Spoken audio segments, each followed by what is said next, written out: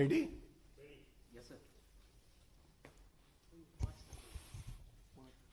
सभी पत्रकार बंधुओं को नमस्कार। ये एक बेहद ही महत्वपूर्ण प्रेस वार्ता है और जैसा कि आप सब जानते हैं, आज ऑपोजिशन पार्टीज ने एक जॉइंट स्टेटमेंट दिया और एक विचित्र बात यह है कि अभी तक हम जानते थे कि और तरह के दिवालियापन विपक्ष के हो चुके हैं, लेकिन आज संवैधानिक और नैतिक दिवालियापन भी विपक्ष का सामने आया है। सबसे पहले उजागर करने की बात है, जो 3 किसानों के कानून आए हैं, उसके मद्देनजर विपक्ष कहता है कि हम जो प्रेसिडेंशियल एड्रेस होता है संविधान के तहत,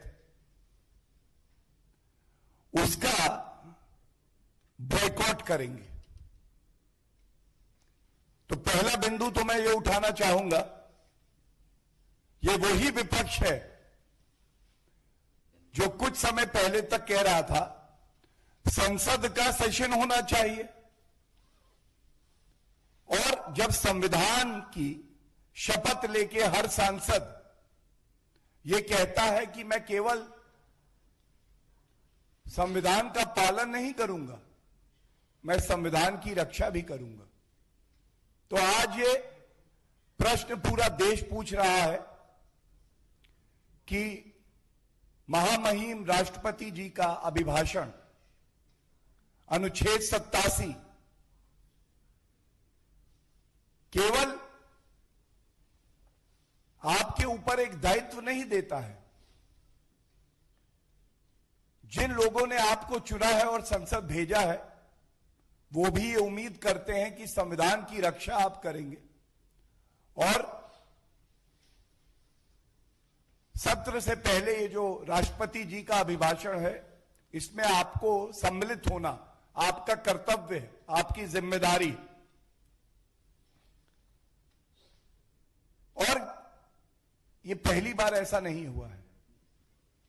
इससे पहले भी याद करिए, जब देश नरेंद्र मोदी जी के नेतृत्व में भारत का स्वर्णिम इतिहास लिख रहा था, जीएसटी कानून जो कांग्रेस दशकों तक असफल रही पारित करने में, कॉन्सेंसस बना के जब बीजेपी की एनडीए की सरकार ने पारित किया और एक स्पेशल सेशन बुलाया गया, तब भी कांग्रेस ने यही व्यवहार किया और कहा हम बॉयकॉट करेंगे। तो आज देश ये जानना चाहता है कि आप क्या बॉयकॉट करेंगे। देश की जनता ने आज इन विपक्षी पार्टियों को बॉयकॉट कर रखा। ये दिखाती हैं कि संविधान में इनकी आस्था नहीं है, सर्वोच्च न्यायालय में इनकी आस्था नहीं है, संसद में इनकी आस्था नहीं है, प्रधानमंत्री जी में इनकी आस्था नहीं है, आर्मी में इनकी आस्था नहीं है, पुलिस में इनकी आस्था नहीं है।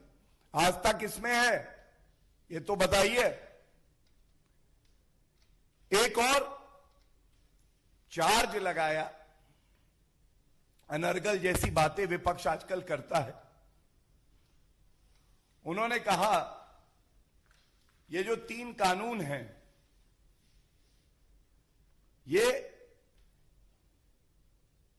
एक मनमाने तरीके से पारित हुए हैं।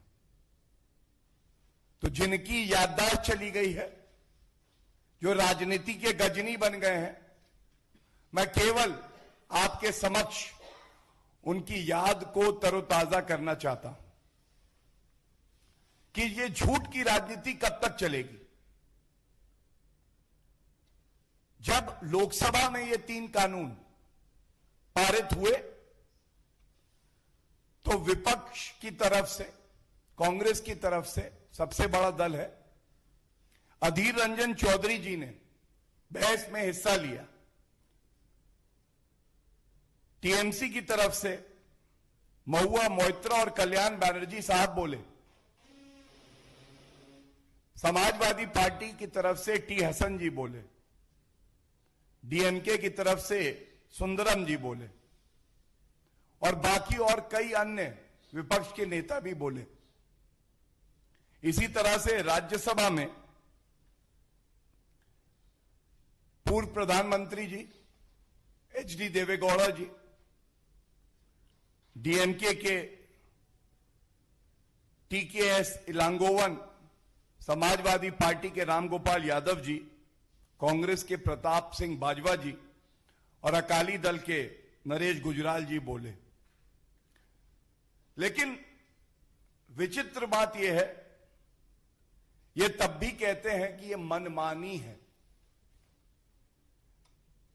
इस बात का हमें गर्व है कि जब से एनडीए और भारतीय जनता पार्टी की सरकार है और श्री नरेंद्र मोदी जी इस देश के प्रधानमंत्री हैं, संविधान की रक्षा करते हुए, उसकी मर्यादा रखते हुए, जो प्रक्रिया का पालन होना है उसका पालन करते हुए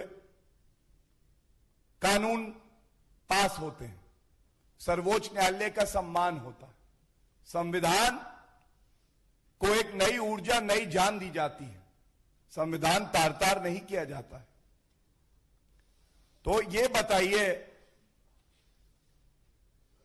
एक बात कही जाती है, यूं तो कोई बेवफा नहीं होता, कुछ तो मजबूरियां रही होंगी। ये जब संसद में चर्चा चल रही थी तो शिवसेना, जो आजकल अलग तरीके की भूमिका निभा रही है,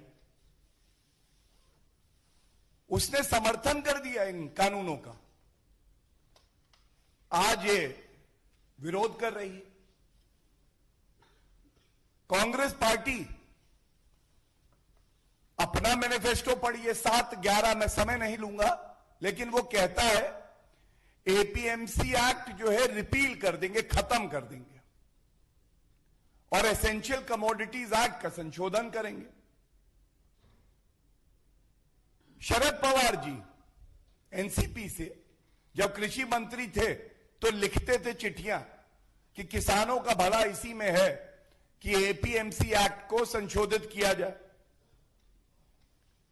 अकाली के बारे में क्या कहना, उनके सर्वोच्च नेता, हमारे लिए बड़े सम्मानित हैं, प्रकाश सिंह बादल जी ने कहा यह किसानों के हित में कानून है। हरसिमरत कौर बादल जी ने भी यही बात कही। तो अब ऐसी क्या मजबूरी आ गई? और आम आदमी पार्टी ने तो एक कानून लागू किया, नोटिफिकेशन किया, लेकिन फिर भी अब पलट गई है। नहीं पलटे, अपने पद पे अडिग रहे, चाहे रास्ता कितना ही मुश्किल क्यों ना हो। अगर देश के हित में है तो उस रास्ते पे चलेंगे। वो हमारे आदरणीय प्रधानमंत्री श्री नरेंद्र मोदी जी हैं। एक वचन लिया उन्होंने, किसानों का हित करेंगे, रॉबर्ट वाड्रा की तरह किसानों की जमीन नहीं हड़पेंगे, किसानों को 1.5 गुना एमएसपी देना, स्वामीनाथन कमीशन की सिफारिश, और स्वामीनाथन जी ने तारीफ करी।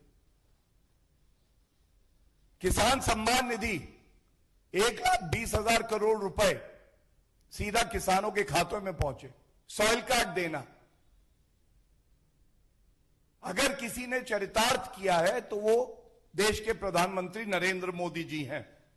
और इसीलिए देश आज पूछता है कि विपक्ष की पार्टियां कहती हैं हम बॉयकॉट करेंगे, ये पलटियां आप क्यों खा रहे हैं? इसकी वजह तो हमें बता दीजिए। और इसके बाद एक बात और आई, जो गणतंत्र दिवस पे कानून को तार-तार किया गया।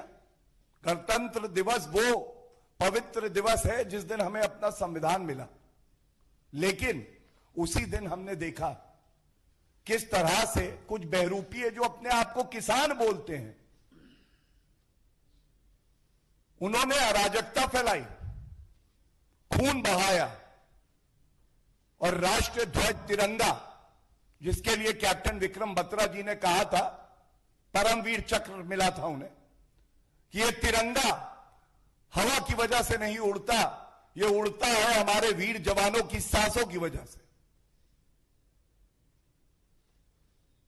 इतना बड़ा एक प्रकरण अराजकता का हो गया, लेकिन कांग्रेस पार्टी, ममता बनर्जी, समाजवादी पार्टी, इनके मुंह से यह शब्द नहीं निकला कि मैं निंदा करता हूं, मैं निंदा करता हूं। क्यों? और इसकी वजह बिल्कुल स्पष्ट है। जब देश से ऊपर मोदी जी के लिए नफरत हो जाए, देश का चाहे नुकसान हो जाए लेकिन मेरा राजनीतिक लाभ हो जाए, तो आपके चरित्र में यह ताकत नहीं रहती कि आप गलत को गलत और सही को सही कह सके, कि आप ये समझ सके कि हां, मुझे देश के साथ खड़ा होना है, पहले देश हित है, देश हित सर्वोपरि, और उसके बाद कोई और राजनीति। और इन्होंने ये तक कह दिया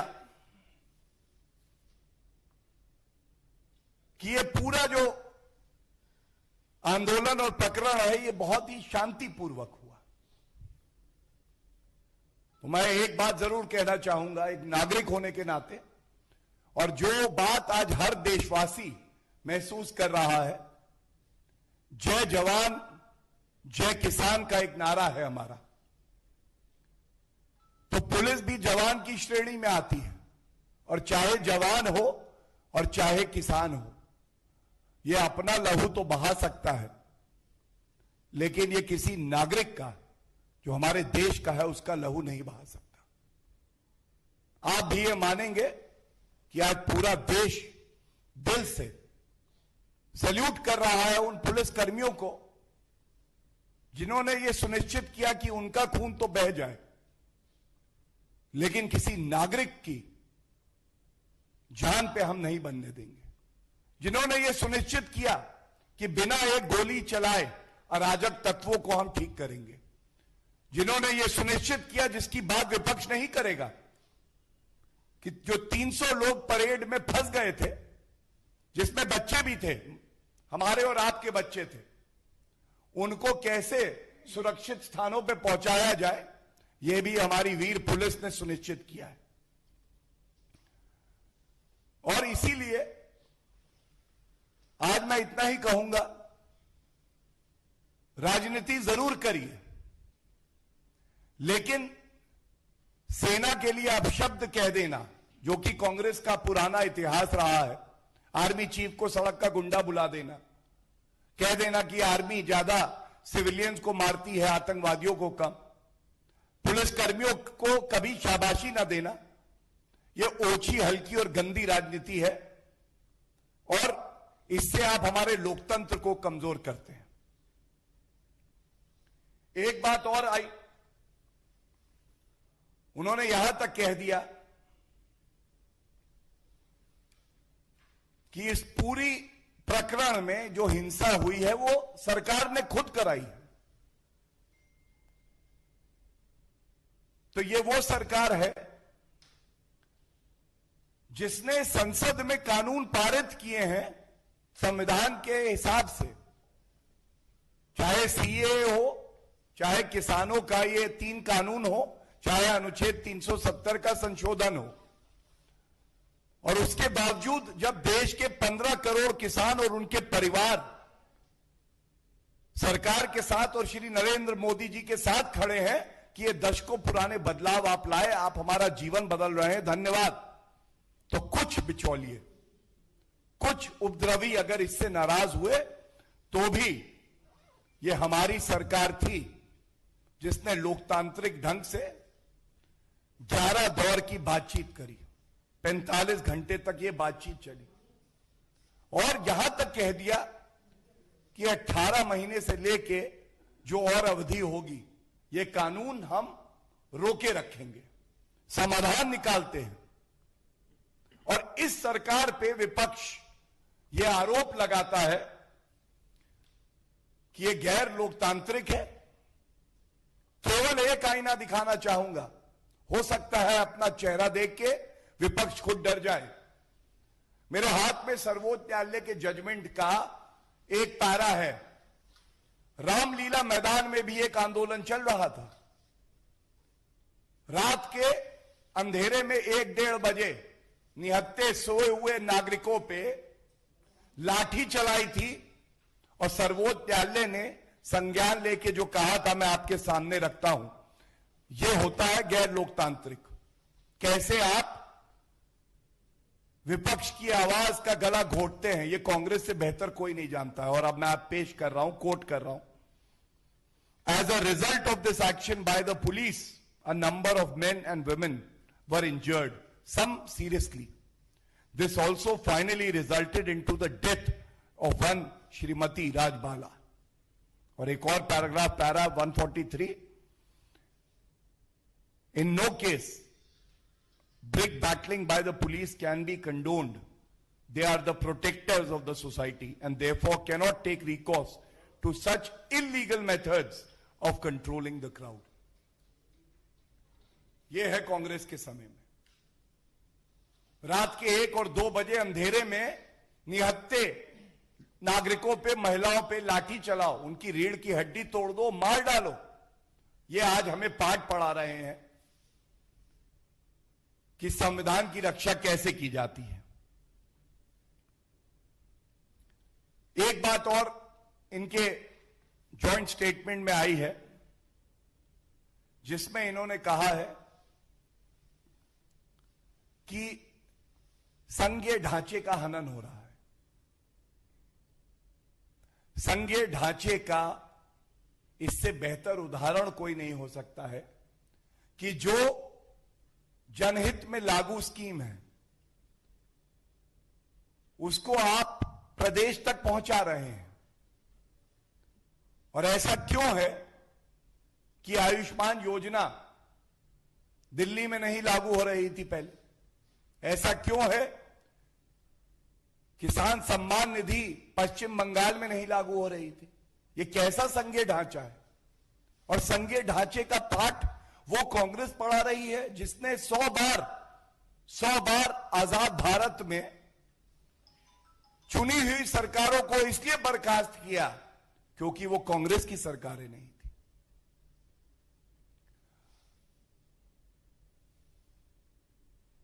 और ये जो जॉइंट स्टेटमेंट आया है इसमें 16 पार्टियों का नाम है। ईमानदारी, सच्चाई से बड़ी कोई ताकत नहीं होती है। हमने पहले भी देखा है विपक्ष की पार्टियां सोचती हैं कि हम एक साथ आ जाएंगे तो एक यशस्वी प्रधानमंत्री, ईमानदार प्रधानमंत्री, कर्तव्यपरायण प्रधानमंत्री को झुकना पड़ेगा। लेकिन सब जानते हैं कि 2019 के चुनाव में क्या हुआ था।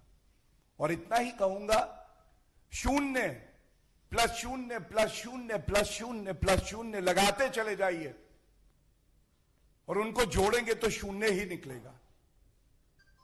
जब तक देश के प्रति जो निष्ठा है उसका एक सामने नहीं लगेगा तो वो बड़ा नंबर नहीं बनेगा। किसानों के साथ भारतीय जनता पार्टी कंधे से कंधा मिला के खड़ी है, लेकिन विपक्ष को इसी मंच से एक मजबूत संदेश देना चाहते हैं। अगर देश हित में कोई कदम उठाया गया है, चाहे वो अनुच्छेद 370 हो, चाहे सीएए हो, चाहे ट्रिपल तलाक का हो, चाहे किसानों का जो कानून है वो हो, और आप ये सोचते हैं कि दबाव बना के वो वापस हो जाएगा, तो याद रखिएगा ये श्री नरेंद्र मोदी जी की सरकार है। ये केवल जनता के सामने झुकती है। किसी विपक्ष में, खासकर उसमें जो भ्रष्टाचारी, सांप्रदायिक हो, वंशवाद से पीड़ित हो, इतनी ताकत नहीं है कि दबाव बना के अनुचित कदम जो देश के हित में ना हो हमसे करवा ले। और अंत में इस प्रेस वार्ता का यही कह के करूंगा बरसों से तिरंगे की बात हो रही है। जब तक भारतीय जनता पार्टी की सरकार है और श्री नरेंद्र मोदी जी देश के प्रधानमंत्री हैं, ना तिरंगा कभी झुका था, ना झुका है और ना झुकेगा। और ऐसी कोई ताकत पूरे विश्व में नहीं है जो हमारे तिरंगे का अपमान कर सके। बहुत बहुत धन्यवाद। कोई प्रश्न हो तो पूछ लीजिए।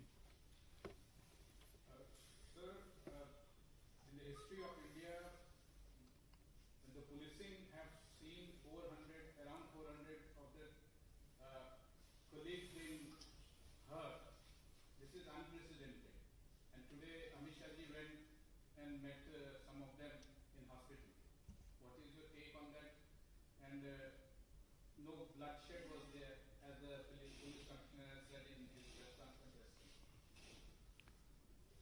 That's a very important and yet very sensitive question, and I thank you for asking me that. I would again like to say that every Indian today, forgetting their differences, has to first salute the brave, the patient, and the inspiring Delhi police. And you would also realize that the call to take any extreme measure is always available to the police. But yet, the real test and character of a police and a government is when you exercise restraint. And yes, you are absolutely right that without even firing a bullet, even if they had to suffer injuries themselves, they ensured that the citizenry of our country does not suffer. But one thing for sure I want to say here, any person who breaks the law of the country or has this feeling that he is above the law or feels that he will be protected by the forces in the opposition should be warned very categorically today that no one will be spared. And as we speak, as I address this press conference, FIRs have been registered and people, the so-called farmer leaders who were rushing to their rat holes when these people protesting were looking towards them to restore peace, they were nowhere to be seen. They will have to face the brunt. Any opposition party that is breaking the law to weaken the fabric of our country, the unity of our country, will also face consequences. And as we speak, I was watching it on a channel that action is being taken, and this is a very strong and stern warning. No matter how high you think you are, you will never be above the law of the country. Sir, आप कृषि कानूनों की बात कर रहे थे और पश्चिम बंगाल का ममता का भी जिक्र किया। वहां पर रेजोल्यूशन पास किया गया है कृषि कानूनों के विरोध में। देखिए, क्योंकि मैं पेशे से एक वरिष्ठ अधिवक्ता भी हूं, मैं इतना ही कहूंगा, जब केंद्र के कानून पारित होते हैं संसद से, तो प्रदेश को यह अधिकार नहीं है कि वो कहे कि लागू नहीं करेंगे। लेकिन हाँ, ये बात सच है कि ये वही ममता बनर्जी हैं जो अराजकता की मूर्ति हैं, जिन्होंने ये कहा था कि अगर सीएए लागू किया तो गृहयुद्ध हो जाएगा। और मैं इतना ही कहूंगा, हर उस व्यक्ति को जिसने संविधान की शपथ ली है कि हम विरोधी हो सकते हैं लेकिन हम दुश्मन नहीं हैं, और संविधान की मर्यादा बनी रहे, यह सुनिश्चित करना केवल और केवल केंद्र सरकार या भारतीय जनता पार्टी का काम नहीं है, यह सबका दायित्व है। और अपने विरोधों के साथ जब हम संविधान के प्रति अपनी तत्परता और प्रतिबद्धता दिखाएंगे, तभी यह देश आगे बढ़ेगा।